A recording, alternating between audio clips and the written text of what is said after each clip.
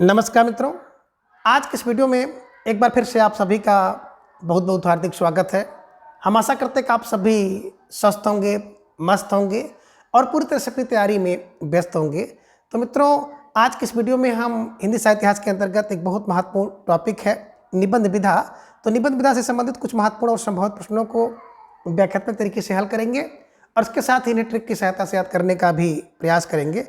तो हम आशा करते हैं कि वीडियो आप सबके लिए बहुत ही महत्वपूर्ण होने वाला है, इसलिए इस वीडियो को आप लोग अंत तक जरूर देखें। चैनल पर नए हैं तो चैनल को सब्सक्राइब कर लें और इसके साथ ही अगर आपको थोड़ा सा भी उचित लगे तो इस वीडियो को अपने जो परिचित लोग हैं उनके पास भी शेयर करें। और इसके पूर्व की वीडियो में हम लोगों ने कुल 150 प्रश्नों को देखा था, तो आज की इस वीडियो में उसके आगे के प्रश्नों को हम लोग जानेंगे। तो जैसा कि स्क्रीन पर आप देख पा रहे हैं प्रश्न संख्या 151 कि जो घर फूके निबंध किसका है? ए गोपाल चतुर्वेदी, बी नारेंद्र कोहली, सी सुदर्शन मजीठिया या फिर विकल्प डी ज्ञान चतुर्वेदी। तो धीरे धीरे ढेर सारे भाई बहनों का जवाब भी आ गया। अक्सर विकल्प डी को लॉक किया जाए, विकल्प डी ज्ञान चतुर्वेदी इज राइट आंसर। बिल्कुल सही जवाब, बेहद सुंदर तैयारी आप सबके यहाँ पर दिख रही है। कैसे इसको दिमाग में बैठाना है? तो देखिए, जो घर फूके, अब जो व्यक्ति घर फूकेगा ना वो ज्ञान और चतुर नहीं है। तो ध्यान में रख लीजिएगा, जो घर फूके वो ज्ञान और चतुर नहीं है। तो ज्ञान फार ज्ञान और चतुर फार चतुर्वेदी को ध्यान में रखिएगा, स्टार लगाकर इसे अपने नोटबुक में दर्ज कर लीजिएगा। ठीक है, चलिए। अब प्रश्न संख्या 152 है कि अगली शताब्दी का शहर निबंध किसका है? ए रविन्द्रनाथ त्यागी, बी श्रीलाल शुक्ल, सी केशव चंद्र शर्मा या फिर विकल्प डी है शरद जोशी। तो धीरे धीरे सारे भाई बहनों का जवाब भी आ गया। सर विकल्प बी को लॉक किया जाए, विकल्प B Shrilal Shukla is right answer, है ना। देखिए, अगली शताब्दी का जो शहर होगा ना वो लाल लाल होगा, तो लाल लाल फार श्रीलाल शुक्ल को ध्यान में रखिएगा, स्टार लगाकर इसे अपने नोटबुक में दर्ज कर लीजिएगा।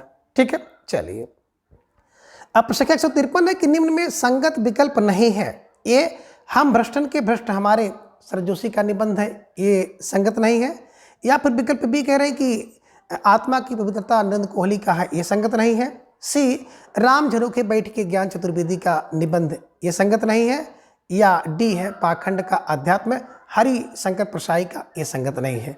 तो धीरे धीरे ढेर सारे भाई बहनों का जवाब भी आ गया। अक्सर विकल्प सी को लॉक किया जाए, राम झरोखे बैठ के, ये ज्ञान चतुर्वेदी का निबंध नहीं है बल्कि गोपाल चतुर्वेदी का है, तो यही असंगत था। जिन भाई बहनों का जवाब विकल्प सी था, बिल्कुल सही जवाब और बेहद सुंदर तैयारी आप सबकी यहाँ पर दिख रही है। निश्चित रूप से आप सब बधाई के पात्र हैं। ठीक है, चलिए। प्रश्न संख्या 154 है कि नैतिकता की लंगड़ी दौड़ निबंध किसका है? ए ज्ञान चतुर्वेदी, बी गोपाल चतुर्वेदी, सी शरद जोशी या फिर विकल्प डी है श्रीलाल शुक्ल का। तो ढेर सारे भाई बहनों का जवाब भी आ गया कि सर विकल्प बी को लॉक किया जाए, विकल्प B Gopal Chaturvedi is right answer, है ना। कैसे दिमाग में बैठाया जाए? तो देखिए, नैतिकता की लंगड़ी दौड़ कौन करता है? बोले सर गोपाल करते हैं। नैतिकता की लंगड़ी दौड़ कौन करता है? बोले सर गोपाल करते हैं। तो गोपाल चतुर्वेदी को ध्यान में रखिएगा, स्टार लगाकर इसे अपने दिमाग में बैठा लीजिएगा। ठीक है, चलिए। प्रश्न संख्या 155 है कि विषकन्या निबंध किसका है? ए श्रीलाल शुक्ल का, बी रविन्द्रनाथ त्यागी का, सी शरद जोशी का, डी है सुदर्शन मजीठिया का। तो अब आपको जवाब देना है कि किसका निबंध है विषकन्या। और ढेर सारे भाई बहनों का जवाब भी आ गया। सर विकल्प बी को लॉक किया जाए, विकल्प B Ravindranath Tyagi is right answer, है ना। बिल्कुल सही जवाब, बेहद सुंदर तैयारी। कैसे इसको दिमाग में बैठाना है? देखिए, विषकन्या अगर मिल जाए ना तो उसको त्याग दें। विषकन्या को त्यागी फार रविन्द्रनाथ त्यागी को ध्यान में रख लीजिएगा, कहीं पर विषकन्या मिल जाए उसको त्याग दीजिए। ठीक है, चलिए। प्रश्न 156 है कि सुनो देवता एवं प्रभास की सीपियाँ किसका निबंध है? ए नर्मदा उपाध्याय, बी पुरुषोत्तम अग्रवाल, सी महेंद्रनाथ अग्रवाल या फिर विकल्प डी है निर्मल वर्मा। तो ढेर सारे भाई बहनों का जवाब भी आ गया। सर विकल्प ए को लॉक किया जाए, विकल्प A Narmada Upadhyay is right answer, है ना। देखिए, सुनो देवता की बात करते हैं। सुनो देवता, जब आप नर्मदा एक नदी है, ध्यान में रख लीजिएगा कि जब नर्मदा नदी के पास आप जाते हैं तो कहते हैं सुनो देवता। और प्रभास की सीपियाँ कहाँ मिलेंगी? नदी के पास मिलती है। कौन सी नदी? नर्मदा नदी। ये ध्यान में रख लीजिएगा, सुनो देवता। जब नर्मदा नदी में आप जाते हैं तो वहाँ से कहते हैं सुनो देवता, और प्रभास की सीपियाँ नर्मदा नदी के पास मिलती हैं, ध्यान में रखिएगा। और इसी से मिलती जुलती एक रचना है साहित्य देवता, और साहित्य का देवता माखन खाता है, तो माखनलाल चतुर्वेदी द्वारा लिखी गई रचना है, ये भी आपको ध्यान में रखना है। ठीक है, चलिए। अब प्रश्न 157 है कि सही क्रम में सुमेलित कीजिए सूची 1 और सूची 2। सूची 1 में निबंध है और सूची 2 में निबंधकार है, इसी को आपको सही क्रम में मिलाना है। अब विकल्प में देख रहे हैं कि प्रदेश का पेड़ नर्मदा प्रसाद उपाध्याय का है, देवदारू का पेड़ रमेश चंद्र शाह का है, सी आडू का पेड़ रविन्द्रनाथ त्यागी का है, और डी में आप देख रहे हैं साहित्य के सरोकार विद्यानिवास मिश्र का है। तो इसको अगर मिलाएंगे तो प्रदेश का पेड़ बिल्कुल सही है, नर्मदा के किनारे मिलेंगे। जो प्रदेश भर के पेड़ हैं वो नर्मदा के किनारे मिलेंगे, तो नर्मदा उपाध्याय को ध्यान में रखिएगा। देवदारू का पेड़ क्योंकि देव रविंद्र भी है तो रविन्द्रनाथ त्यागी का है, और आडू का पेड़ रमेश चंद्र शाह का है, और साहित्य का सरोकार कौन होगा, जिसके अंदर विद्या निवास करेगी। ठीक है ना, तो ये ध्यान में आप रख लीजिएगा। अब आप यहाँ पर देखेंगे तो निश्चित रूप से आपको कोई विकल्प तो सही नहीं मिल रहा है, लेकिन विकल्प ए की बात करेंगे तो ए का ए होगा, बी का यहाँ पर देखेंगे तो बी का आप कर लीजिएगा 3 और सी का कर लीजिएगा 2 और डी का 4, तब आपका ये सही होगा, है ना। इस हिसाब से देखें तो कोई भी विकल्प सही नहीं था, लेकिन इस हिसाब से अगर आप देखेंगे तो आपको विकल्प मिल जाएगा। और फिलहाल विकल्प से आपको विशेष मतलब नहीं रखना है, रचना और रचनाकार को पहले आप दिमाग में बैठा लीजिए, है ना। देखिए प्रदेश के पेड़ नर्मदा पे मिलेंगे, है ना। देवदारू का पेड़ तो भैया रविन्द्रनाथ त्यागी, है ना। आडू का पेड़ रमेश चंद्र शाह, साहित्य का सरोकार कौन होगा, जिसके अंदर विद्या निवास करेंगे। तो इसको बिल्कुल रट्टा लगा लेना है, ठीक है। चलिए प्रश्न 158 है गंगा से गटर तक निबंध किसका है, ए गोपाल चतुर्वेदी का, बी ज्ञान चतुर्वेदी, सी शरद जोशी, या फिर विकल्प डी नरेंद्र कोहली का। तो धीरे धीरे ढेर सारे भाई बहनों का जवाब भी आ गया कि गा से गंगा, गा से गटर और गा से गोपाल चतुर्वेदी। ठीक है ना। तो जिन भाई बहनों का जवाब विकल्प ए था बिल्कुल सही जवाब, बेहद सुंदर तैयारी आप सबके यहाँ पर दिख रही है, और निश्चित रूप से आप सब लाख लाख बधाई के पात्र हैं। ठीक है ना। तो कैसे गंगा से गटर तक कौन बोले, गोपाल।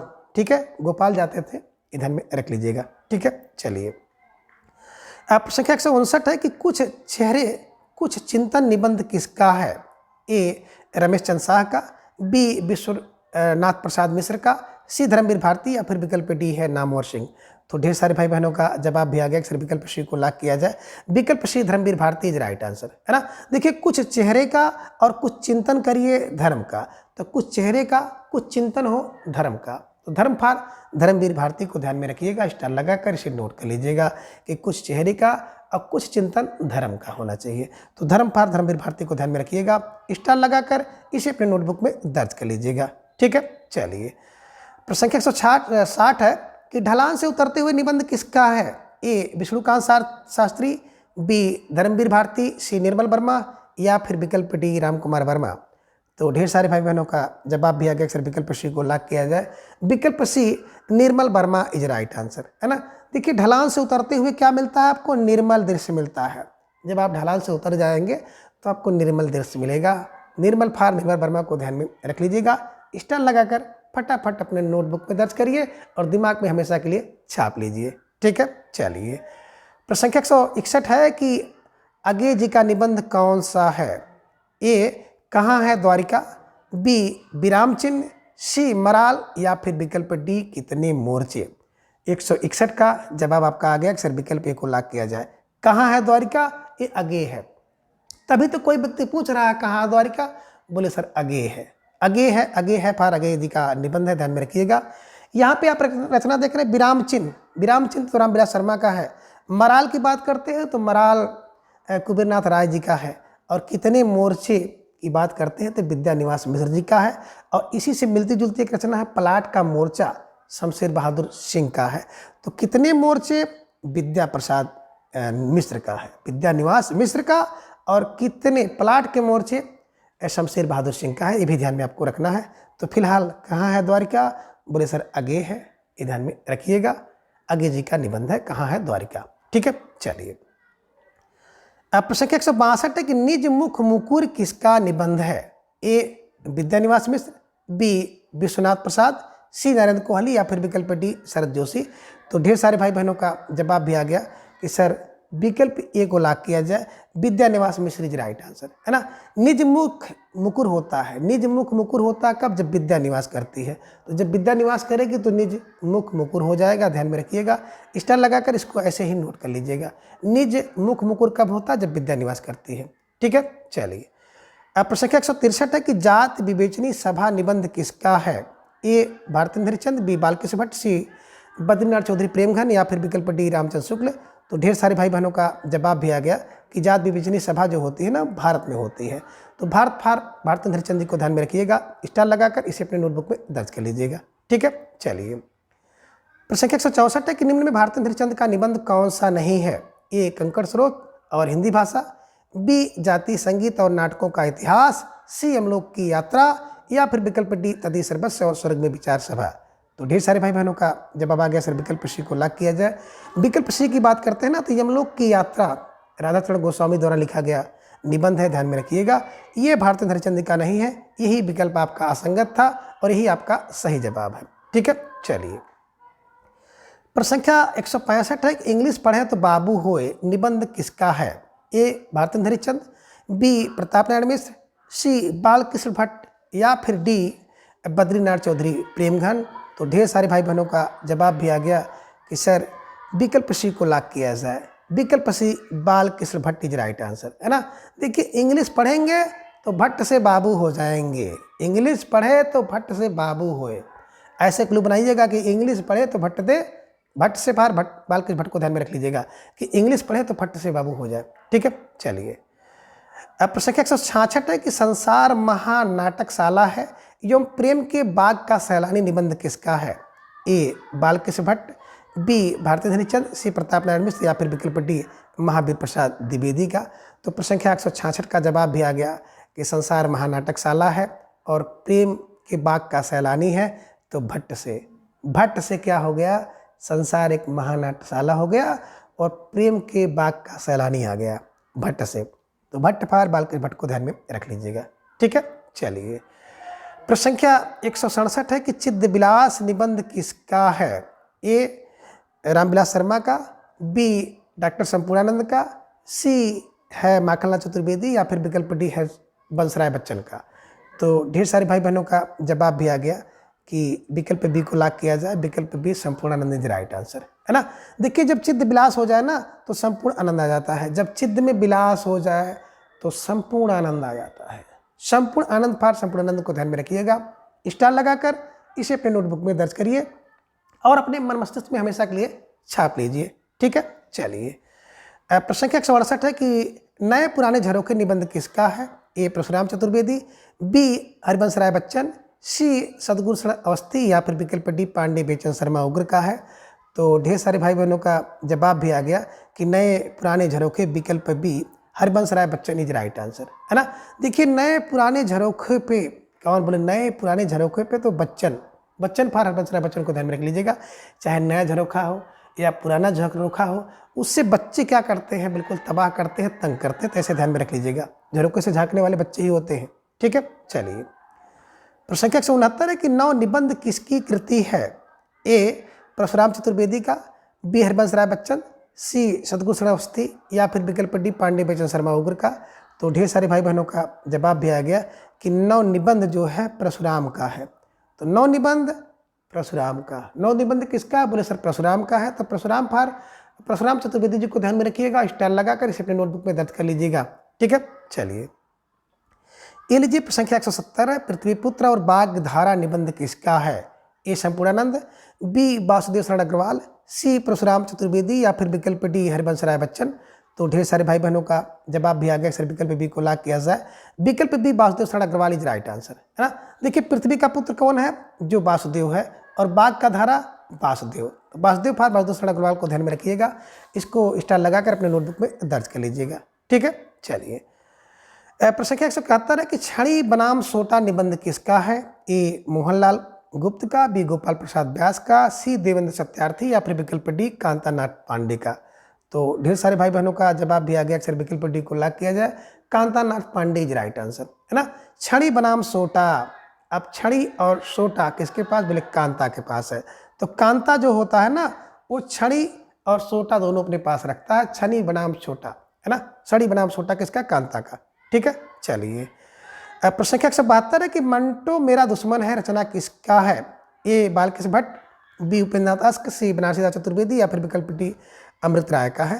तो ढेर सारे भाई बहनों का जवाब भी आ गया सर, विकल्प बी को लॉक किया जाए। विकल्प B Upendranath Ashk is right answer, है ना। देखिए मंटो मेरा दुश्मन है ये सोच करके अस्क आ जाते हैं। तो अस्क फार उपेंद्र नाथ अस्क को ध्यान में रखिएगा कि मंटो मेरा दुश्मन है, इसको सोच करके अस्क आते हैं। अस्क फार उपेंद्र नाथ अस्क को ध्यान में रखिएगा। ठीक है, चलिए। प्रश्न संख्या 173 है कि पुनर्वाक निबंध रचना किसकी है? ए डॉक्टर नागेंद्र, बी महादेवी वर्मा, सी हजारी प्रसाद या फिर विकल्प डी महावीर प्रसाद द्विवेदी का। तो प्रश्न संख्या 173 का जो जवाब था विकल्प A doctor Nagendra is right answer, है ना। देखिए जो पुनर्वाक होता है ना वो डॉक्टर जानता है, तो डॉक्टर फार डॉक्टर नागेंद्र को ध्यान में रख लीजिएगा। ठीक है, चलिए। प्रश्न संख्या 174 है कि बनारसी रईस किसकी रचना है? ए गोपाल प्रसाद व्यास का, बी मोहनलाल गुप्त का, सी कांता नाथ पांडे का या फिर विकल्प डी है अमृत राय का। तो ढेर सारे भाई बहनों का जवाब भी आ गया कि सर विकल्प बी को लॉक किया जाए, है ना। मोहनलाल गुप्त इज राइट आंसर। देखिए जो बनारसी रईस होता है ना वो मन को मोहने वाला होता है, तो बनारसी रईस मोहन होता है, मोहन फार मोहनलाल, है ना, मोहने वाला होता है। कौन? बनारसी रईस। ऐसे कुछ स्टार लगा करके इसे अपने नोटबुक में दर्ज करिएगा और अपने दिमाग में हमेशा के लिए छाप लीजिएगा। ठीक है, चलिए। प्रश्न संख्या 175 है कि कुछ झूठ कुछ सच निबंध किसका है? ए बरसाने लाल चतुर्वेदी का, बी केशव चंद्र शर्मा का, सी सियाराम शरण गुप्त का या फिर विकल्प डी गोपाल प्रसाद व्यास का। तो ढेर सारे भाई बहनों का जवाब भी आ गया कि सर विकल्प डी को लॉक किया जाए। विकल्प D Gopal Prasad Vyas is right answer, है ना। देखिए कुछ झूठ और कुछ सच है गोपाल के बारे में। अब गोपाल जी को आप किशोर जी से जोड़ लीजिए, तो किशोर जी के बारे में कुछ बातें तो झूठ हैं, कुछ बातें सच हैं। कुछ लोग कहते हैं माखन चोर थे, कुछ लोग कहते हैं कि बिल्कुल चित चोर थे, कुछ लोग कहते हैं, है ना। तो जो भी बातें हैं कुछ सच और कुछ झूठ है। तो कुछ झूठ कुछ सच किसके बारे में? बोले गोपाल के बारे में। तो गोपाल प्रसाद जी को ध्यान में रख लीजिएगा। ठीक है, चलिए। प्रश्न संख्या 176 है कि एक युग एक प्रतीक निबंध किसका है? ए देवेंद्र सत्यार्थी, बी मोहनलाल व्यास, सी उपेंद्र नाथ अस्क या फिर विकल्प डी गोपाल प्रसाद व्यास का। तो एक युग और एक प्रतीक बिल्कुल अगर आपको जानना है तो देवेंद्र से जानो। देवेंद्र देवताओं का जो इंद्र है वो क्या है? एक युग एक प्रतीक है। एक प्रतीक एक युग एक प्रतीक किसका? बोले देवेंद्र का है। तो देवेंद्र सत्यार्थी को ध्यान में रख लीजिएगा। ठीक है, चलिए।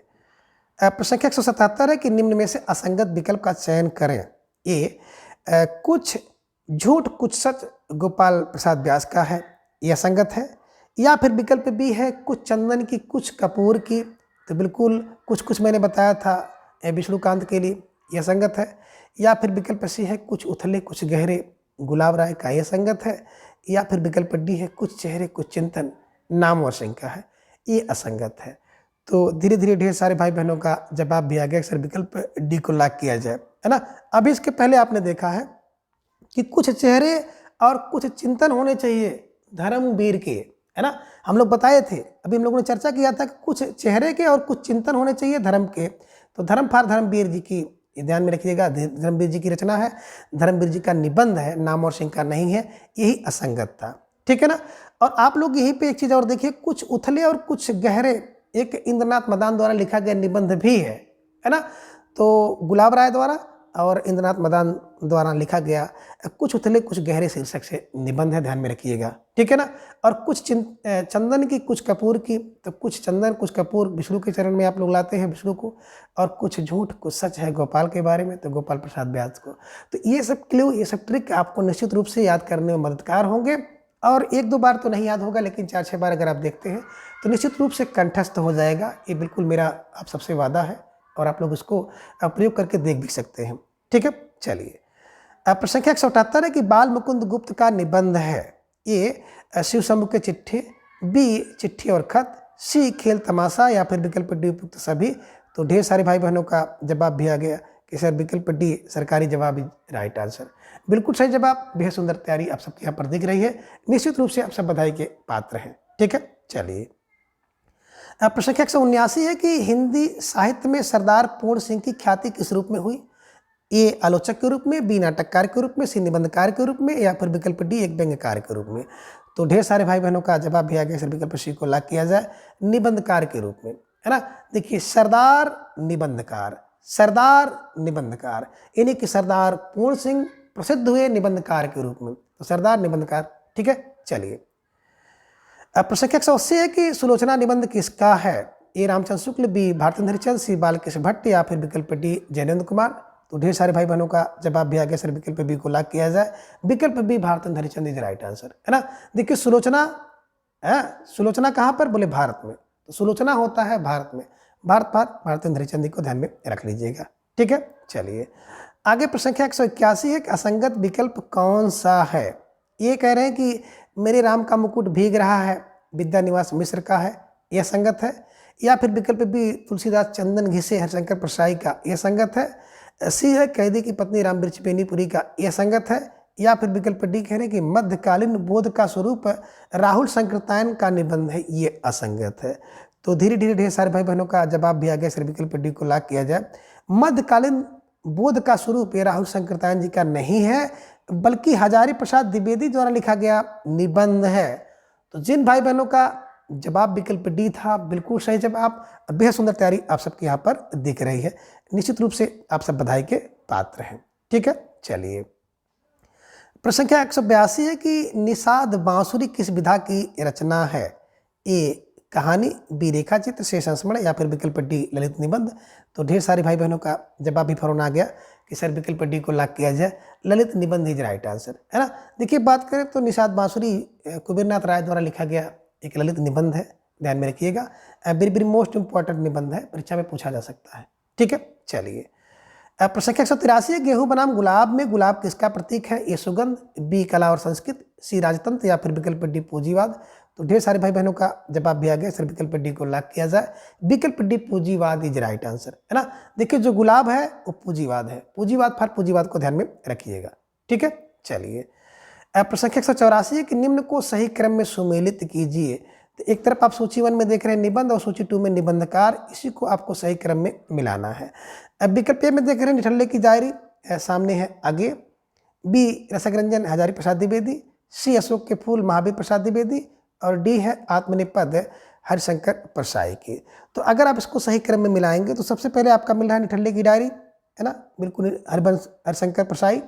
निठल्ले की डायरी कौन पढ़ता है? हरिशंकर परसाई पढ़ते हैं।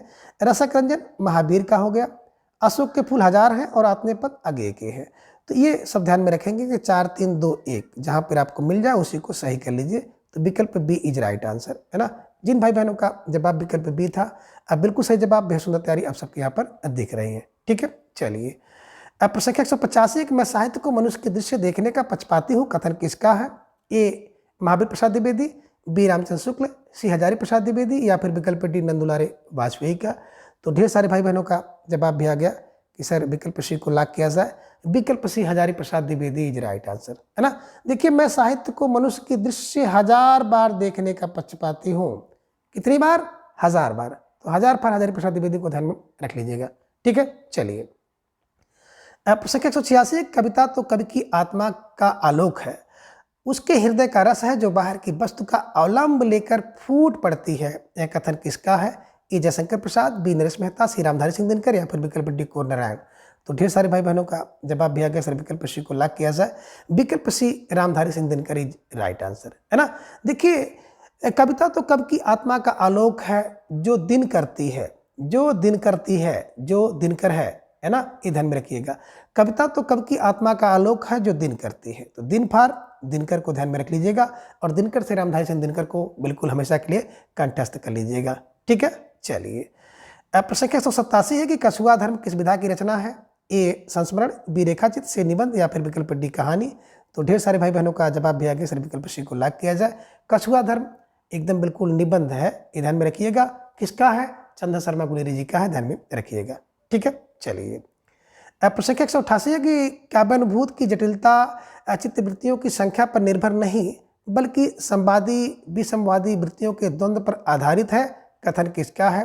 ए रामचंद्र शुक्ल, बी नामवर सिंह, सी नंदुलारी वाजपेयी या फिर विकल्प डी हजारी प्रसाद द्विवेदी का। तो धीरे धीरे ढेर सारे भाई बहनों का जवाब भी आ गया कि सर विकल्प ए को लॉक किया जाए, विकल्प ए Ramchandra Shukla is right answer, है ना। देखिए द्वंद्व पर आधारित, तो द्वंद्व पर आधारित रामचंद्र शुक्ल ध्यान में रख लीजिएगा, ठीक है। चलिए प्रश्न 189 है कि निम्न को सही क्रम में सुमेलित कीजिए। ये एक सूची 1 सूची 2 को मिलाना है, तो सूची 1 में निबंध और सूची 2 में निबंधकार है। ये की बात करते हैं तो रस विमर्श रामचंद्र शुक्ल सामने दिया गया है, रस मीमांसा राममूर्ति त्रिपाठी, रस सिद्धांत डॉक्टर आनंद प्रकाश दीक्षित और काव्य में रस डॉक्टर नागेंद्र का है। तो इसी को आपको सही क्रम में मिलाना है। नीचे आपको कोट दिखाई दे रहा है। रस विमर्श की बात करते हैं तो रस का विमर्श मूर्ति में, रस का विमर्श किसमें है? राम की मूर्ति में है, तो राममूर्ति त्रिपाठी। रस की मीमांसा रामचंद्र शुक्ल लेते हैं, रस का सिद्धांत डॉक्टर लेते हैं और काव्य में रस आनंद के लिए होता है, तो आनंद फॉर आनंद प्रकाश दीक्षित को ध्यान में रखिएगा। इस प्रकार से अगर आप देखेंगे तो ए का 2 और 2 का ए, तो ए का 2 और बी का ए, सी का 4, डी का ए, तो विकल्प सी इज राइट आंसर। जिन भाई बहनों ने विकल्प सी का चुनाव किया बिल्कुल सही जवाब, बेहद सुंदर तैयारी आप सबके यहाँ पर दिख रही है। ठीक है, चलिए प्रश्न 190 है कि कवियों की उर्मिला विषयक उदासीनता निबंध किसका है? ए हजारी प्रसाद द्विवेदी, बी बालकृष्ण भट्ट, सी महावीर प्रसाद द्विवेदी या फिर विकल्प डी भारतेंद्र हरिचंद। तो ढेर सारे भाई बहनों का जवाब भी आ गया सर, विकल्प सी को लॉक किया जाए। विकल्प सी Mahavir Prasad Dwivedi is right answer, है ना। देखिए बात करते हैं कवियों की उर्मिला विषयक उदासीनता, है ना। तो कवियों की उर्मिला क्या होती है? बोले महावीर है। जो कवियों की उर्मिला है ना वो महावीर है। तो महावीर का मतलब महावीर प्रसाद द्विवेदी को ध्यान में रख लीजिएगा। कवियों की उर्मिला महावीर है। ठीक है, चलिए प्रश्न 191 है कि बट पीपल निबंध के रचनाकार कौन है? ए हरिवंश राय बच्चन, बी निर्मल वर्मा, सी रामधारी सिंह दिनकर या फिर विकल्प डी राम कुमार वर्मा का है। तो ढेर सारे भाई बहनों का जवाब भी आ गया, विकल्प सी को लॉक किया जाए, है ना। बट पीपल के नीचे कब आते हैं? जब दिनकर आते हैं। दिनकर माने जो सूर्य देखते होंगे ना एकदम बिल्कुल टेम्परेचर में होते हैं, जो ताप होता है, तो बट पीपल के नीचे हम लोग आ जाते हैं। जब दिनकर आते हैं तो बट पीपल के नीचे। ठीक है, चलिए प्रश्न 192 कि आत्माराम की टेटे में आत्माराम किसका प्रतीक है? ए गोविंद नारायण मिश्र का, बी गोपाल गहमरी का, सी महावीर प्रसाद द्विवेदी का या फिर विकल्प डी बाल मुकुंद गुप्त का। तो ढेर सारे भाई बहनों का जवाब भी आ गया, अक्सर विकल्प डी को लॉक किया जाए। बाल मुकुंद गुप्त इज राइट आंसर, है ना। आत्माराम की टेटे कौन करता है? बोले बाल मुकुंद गुप्त। ठीक है, चलिए प्रश्न 193 है कि यथार्थ और छायावाद निबंध किसका है? ए जयशंकर प्रसाद, बी शांतिप्रिय द्विवेदी, सी नंदुलारी वाजपेयी या फिर विकल्प डी मुकुंदर पांडे। तो ढेर सारे भाई बहनों का जवाब भी आ गया, सर विकल्प को लॉक किया जाए। Jaishankar Prasad is right answer, है ना। देखिए यथार्थ और छायावाद जयशंकर प्रसाद। ठीक है, चलिए प्रश्न 194 है कि इनमें से कौन दलित निबंधकार नहीं है? ए हजारी प्रसाद द्विवेदी, बी रामचंद्र शुक्ल, सी कुबेर नाथ राय या फिर विकल्प डी विद्यानिवास मिश्र। तो ढेर सारे भाई बहनों का जवाब भी आ गया, सर विकल्प बी को लॉक किया जाए। रामचंद्र शुक्ल जी जो है ना ये ललित निबंधकार के अंतर्गत नहीं आते हैं। हजारी प्रसाद द्विवेदी, कुबेरनाथ और विद्यानिवास मिश्र जो है ललित निबंधकार के अंतर्गत आते हैं। ठीक है, ये प्रश्न परीक्षा में पूछा गया है। प्रश्न 195 की पत्रकारिता के स्तर से निबंध शैली को विकसित करने वाले प्रमुख लेखक हैं? ए माखनलाल चतुर्वेदी, बी शिवपूजन सहाय, सी राम वृक्ष बेनीपुरी या फिर विकल्प डी गुलाब राय। तो धीरे धीरे ढेर सारे भाई बहनों का जवाब भी आ गया कि सर विकल्प सी को लॉक किया जाए। राम वृक्ष बेनीपुरी इज राइट आंसर, है ना। देखिए पत्रकारिता के स्तर से निबंध शैली को विकसित करता है वृक्ष फार राम वृक्ष बेनीपुरी को ध्यान में रख लीजिएगा। ठीक है, चलिए प्रश्न 196 है कि प्रसाद पंत और मैथिली शरण नामक निबंध किसका है? ए राम वृक्ष बेनीपुरी, बी अगे, सी रामधारी सिंह दिनकर या फिर विकल्प डी विद्यानिवास मिश्र का है। तो धीरे धीरे ढेर सारे भाई बहनों का जवाब भी आ गया कि सर विकल्प सी को लॉक किया जाए। Ramdhari Singh Dinkar is right answer, है ना। प्रसाद पंत और मैथिली मिलकर दिन करते हैं, तो दिनकर फार दिनकर को ध्यान में रख लीजिएगा। प्रसाद पंत मैथिली दिनकर। ठीक है, चलिए प्रश्न 197 है कि विक्रमोर्वशी की मूल कथा निबंध किसका है? ए चंद्र शर्मा गुलेरी, बी रामचंद्र शुक्ल, सी अगे या फिर विकल्प डी विद्यानिवास मिश्र। तो ढेर सारे भाई बहनों का जो जवाब भी आ गया, विकल्प को लॉक किया जाए। विकल्प Chandra Sharma Guleri is right answer, है ना। देखिए विक्रमोर्वशी की मूल कथा क्या है? बोले मूल कथा तो गुलेरी है। गुलेरी पर चंद्र शर्मा गुलेरी को ध्यान में रख लीजिएगा। ठीक है, चलिए प्रश्न 198 है कि शिकार संबंधी रोचक निबंधों के रचनाकार कौन है? ए श्रीराम शर्मा, बी श्रीराम वर्मा, सी श्रीकांत या फिर विकल्प डी रामचंद्र शुक्ल। तो ढेर सारे भाई बहनों का जवाब भी आ गया, विकल्प को लॉक किया जाए। विकल्प A Shriram Sharma is right answer. सा से शर्मा, सा से श्रीराम, सा से शिकार, ये ध्यान में रख लीजिएगा। शिकार श्रीराम शर्मा। ठीक है, चलिए प्रश्न 199 है कि किस प्रकार के निबंधों में समास शैली प्रयुक्त होती है? ए भावात्मक, बी विवरणात्मक, सी वर्णनात्मक या फिर विकल्प डी है विचारात्मक। तो धीरे धीरे ढेर सारे भाई बहनों का जवाब भी आ गया, सर विकल्प डी को लॉक किया जाए। विचारात्मक निबंध इज राइट आंसर, है ना। देखिए समास शैली कहाँ पर होती है, जहाँ पर विचार होता है, तो जहाँ पर विचार वहाँ पे समास ध्यान में रख लीजिएगा, ठीक है। चलिए प्रश्न संख्या 200 है कि मेघदूत काव्य का खड़ी बोली में अनुवाद किसने किया? ए सदल मिश्र, बी भारतेंद्र हरिश्चंद्र, सी लल्लूलाल, या फिर विकल्प डी राजा लक्ष्मण सिंह। तो धीरे धीरे ढेर सारे भाई बहनों का जवाब भी आ गया, सर विकल्प डी को लॉक किया जाए। विकल्प D Raja Laxman Singh is right answer, है ना। देखिए मेघदूत का खड़ी बोली में अनुवाद एक राजा लक्ष्मण सिंह कर सकते हैं, ध्यान में रख लीजिएगा। स्टार लगाकर इसे अपने नोटबुक में दर्ज कर लीजिएगा। तो मित्रों आज की इस वीडियो के साथ ही आपके जितने भी महत्वपूर्ण निबंध थे उन सभी निबंधों को कंप्लीट किया जा चुका है। तो आज के इस वीडियो में बस इतना। अगली वीडियो में फिर हम मिलते हैं कि नए टॉपिक के साथ। तब तक के लिए आप सभी अपना बेहद ख्याल रखिए और अपना अधिक से अधिक समय अपने अध्ययन पर लगाएं। अपना प्रेम, स्नेह, विश्वास इस तरह से चैनल पर बनाए रखें। धन्यवाद, नमस्कार, बाय बाय।